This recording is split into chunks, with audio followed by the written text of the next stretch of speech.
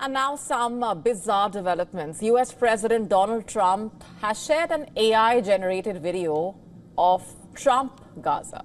In fact, the video includes images of Gaza turned into a futuristic city where there is shiny Trump Tower and giant Trump statues. The video has been shared by official Instagram account of the American president. The AI-generated video of his vision for the embattled Gaza Strip. The video basically shows Trump, Elon Musk and Benjamin Netanyahu. Trump had said earlier this month, remember, that he wanted to take over the embattled Strip and turn it into, quote-unquote, the Riviera of the Middle East, drawing back from his ally Israel and drawing backlash from his ally Israel and strong criticism from Hamas and the Arab world.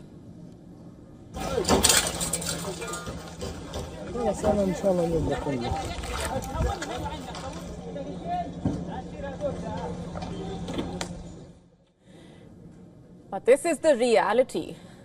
There is death, destruction just about everywhere. Today in Gaza, everywhere there are mounds of rubble pretty much, stretching as far as the eye can see. These are remnants of the longest and deadliest war between Israel and Hamas in their blood-ridden history. More than 46,000 Palestinians have been killed inside Gaza by Israeli attacks, according to health officials in the territory. Most of the dead are civilians, in fact, and the total represents about 2% of Gaza's pre-war population, or 1 in every 50. About 1.9 million people have been displaced since the war started. Look at this. This situation is just terrifying. There is a risk it would fall on the little kids and kill them. Even when lying on the ground at night, we cannot sleep, fearing that something might happen at any moment, especially worrying about the roof collapsing and killing us. Look around you. And despite this, many residents insist on remaining among the ruins, hoping that international organizations will provide them with the assistance to clear the debris and expedite the reconstruction efforts in the area. Palestinian medics saying that at least 6 infants have lost their lives from hypothermia in the last 2 weeks in the Gaza Strip. The territory experiences cold, wet winters, by the way, with temperatures dropping below 10 degrees Celsius at night and storms blowing in from the Mediterranean Sea. The last few days have been especially cold. Rainwater and sewage have entered our tent, severely affecting our lives. With the drainage system being destroyed, the cold weather and the lack of clean drinking water, viruses are spreading rapidly. Today, I took my daughter to the hospital. The doctor told me that the unclean drinking water and the sudden drop in temperature are the biggest cause of her illness.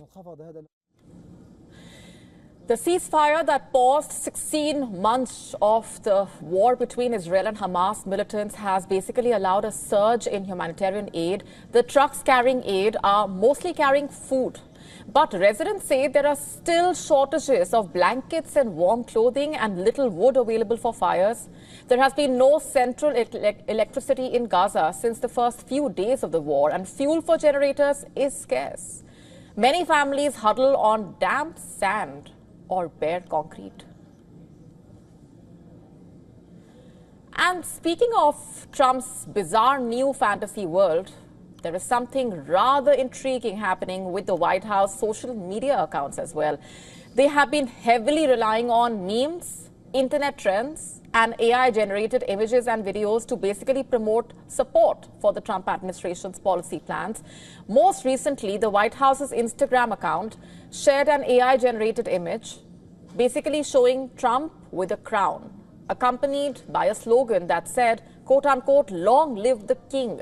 The caption of this post said, and I'm quoting, congestion pricing is dead, Manhattan and all of New York is saved. Long live the king, quote-unquote. Now, just some context here. The Trump administration had decided to rescind New York City's congestion pricing program. This program, which basically aimed to financially support the city's aging public transportation network, had been a point of contention between the Trump administration and the local officials. And this post has faced criticism for appearing to violate U.S. constitutional values in its depiction. And then on 14 February, on Valentine's Day, White House's Instagram account posted a meme featuring the faces of the president and his border czar, Tom Homan, with the caption that read, I'm quoting, "Roses are red, violets are blue. Come here illegally and we will deport you." Just like the protests that followed Trump's aggressive anti-immigration crackdown, the White House's post received major backlash. Many called it insensitive, disgusting. The White House's social media account also has been using the platform to attack private citizens and celebrities. But for what, you ask? For basically expressing their opinion on immigration. Earlier this month itself, the White House shared a clip featuring 3 women whose children were allegedly murdered by illegal aliens, quote unquote, a term used for undocumented immigrants. And in the caption, the White House said, and I'm quoting here, their courageous mothers had something to say to Selena Gomez and those who oppose securing our borders. Shocked enough yet? There's more still. A week ago, the White House posted a 41-second ASMR video showing someone getting deported. For the unversed, ASMR is a term typically used to describe satisfying sounds that bring enjoyment in a way to listeners. These videos often showcase mundane tasks like tapping a glass, cutting vegetables, for example, or crinkling newspapers. Some people enjoy watching or rather listening to ASMR videos to relax or even fall asleep. So it's no surprise here that the ASMR video depicting someone being shackled and deported was not well received on social media. Netizens criticized the White House for what they called dehumanizing and ridiculing migrants. And while the use of memes on government platforms is not new, the situation raises a lot of concern about the impression that it leaves on the youth and the young voters. Younger people, you see, are consuming news a lot differently than ever before. And naturally, when a platform that could be used to provide policy updates, celebrate cultural events, starts to resemble a troll page, it becomes a cause for concern. Critics argue that Trump is straddling a fine line between parody and disinformation. And the question still is, where do you really draw the line in political communication like this? US President Donald Trump's first month in office has seen unprecedented action and disruption. A slew of aggressive policies, legal battles, controversial remarks have kept the world on edge. His approach to Ukraine, Gaza, other global issues is causing shockwaves. Take a look at our next report on how Trump is, in a way, remaking the new world order.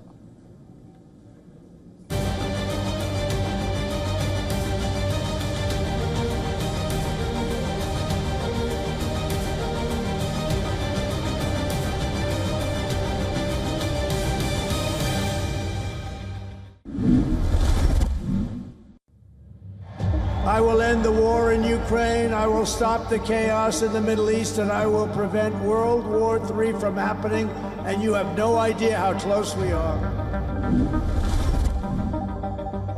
The United States will once again consider itself a growing nation, one that increases our wealth, expands our territory, builds our cities, raises our expectations, and carries our flag into new and beautiful horizons. And we will pursue our manifest destiny into the stars, launching American astronauts to plant the stars and stripes on the planet Mars. Greenland is a wonderful place. We need it for international security. And I'm sure that Denmark will come along. I think it's costing them a lot of money to maintain it, to keep it. There are only 2 genders, male and female, and we will have no men participating in women's sports, and transgender operations, which became the rage, will occur very rarely. My message to every business in the world is very simple. Come make your product in America, and we will give you among the lowest taxes of any nation on earth. We're bringing them down very substantially, even from the original Trump tax cuts. The release of DeepSeek AI from a Chinese company should be a wake-up call for our industries that we need to be laser-focused on competing to win. We're also paving the way to ultimately provide India with the F-35 stealth fighters. Attention on board. Ladies and gentlemen, if you could please direct your attention out the right side of the aircraft. Air Force One is currently in international waters, the first time in history flying over the recently renamed Gulf of America. Please enjoy the flight, and we are now about to head westbound to Super Bowl 59. You did that well.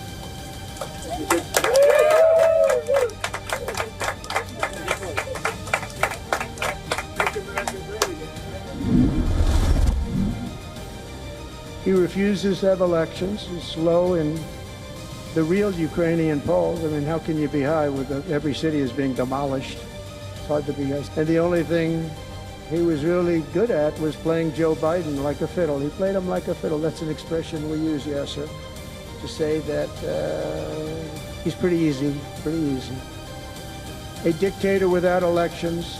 Zelensky better move fast or he's not going to have a country left. Got to move fast. On to the United States now. Foreigners will soon be able to buy U.S. residency and a pathway to citizenship. You heard that right.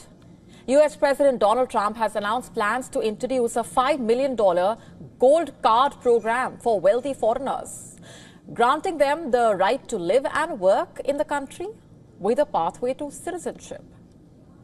Now, just to contextualize this for you, this seeks to replace the current U.S. EB-5 immigrant investor visa, meant for foreign job creators. And this also includes Russian oligarchs who would possibly be able to apply for the high-cost gold card via a new scheme, as per Donald Trump. Meanwhile, Russian media compared Trump with the leader of the dying Soviet Union, Mikhail Gorbachev, as they called Trump's ambitious Make America Great Again, or MAGA, the American perestroika. What does it mean? It means restructuring and makes a direct reference to Gorbachev's economic policy for the Soviet Union. Let's just tell you more about Trump's plans first. Expanding on the benefits of the gold card, Trump told reporters that the new visas will actually bestow green card privileges, which means that on opting for them for about $5 million, foreigners could possibly be able to live and work in the U.S. and even come close to becoming a U.S. citizen. Now, who could qualify for the so-called gold visa? The president indicated that this scheme is supposed to target moneyed people as well as those who create jobs. And how exactly does he plan to go about it? According to his Commerce Secretary, the program would begin as soon as 2 weeks, where all applicants will be thoroughly vetted to ensure that they are wonderful, world-class global citizens, quote unquote. However, when asked if wealthy Russians could qualify, Trump replied in the positive and even said that some of them are very nice people, quote unquote. You have to listen to this. Yeah, possibly. Hey, I know some Russian oligarchs that are very nice people. It's possible. They're not quite as wealthy as they used to be. They're not as wealthy as they used to be. I think they can afford $5 million. Why is this noteworthy? Oligarchs basically are wealthy and politically connected business people who benefited from Russia's post-Soviet privatization. These are people who hold a lot of power and political influence.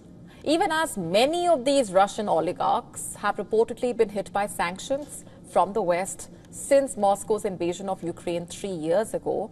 Moreover, in his last speech from the Oval Office in January, former U.S. President Joe Biden warned of a rising ultra-wealthy oligarchy in America, posing a threat to the country's democracy. Biden had urged U.S. citizens to defend institutions against powerful forces, quote unquote. Earlier, the Trump administration's Justice Department disbanded a Biden-era program aimed at seizing the assets of Russian oligarchs in order to punish Russia for its invasion of Ukraine. This was a key move under the new leadership of Attorney General Pam Bondi that signals a different approach in a way towards Russia and national security issues. And now this offer, which Trump predicts could be a money-making avenue for the government, poses a crucial question. Can Trump's policies be called the new perestroika? As per the Russian media, the similarities between the US president and the former president of the Soviet Union, Mikhail Gorbachev, are simply too hard to miss, especially as the two leaders discarded decades of established policies in their own countries to bring Moscow and Washington closer, and also introduced reforms in their respective countries. Economically as well, the US gold card visa proposal is poised to reduce US national deficit reportedly and attract more overseas investors. What will the larger implications be, is the question. To stay up to speed with the latest news, download the WION app and subscribe to our YouTube channel.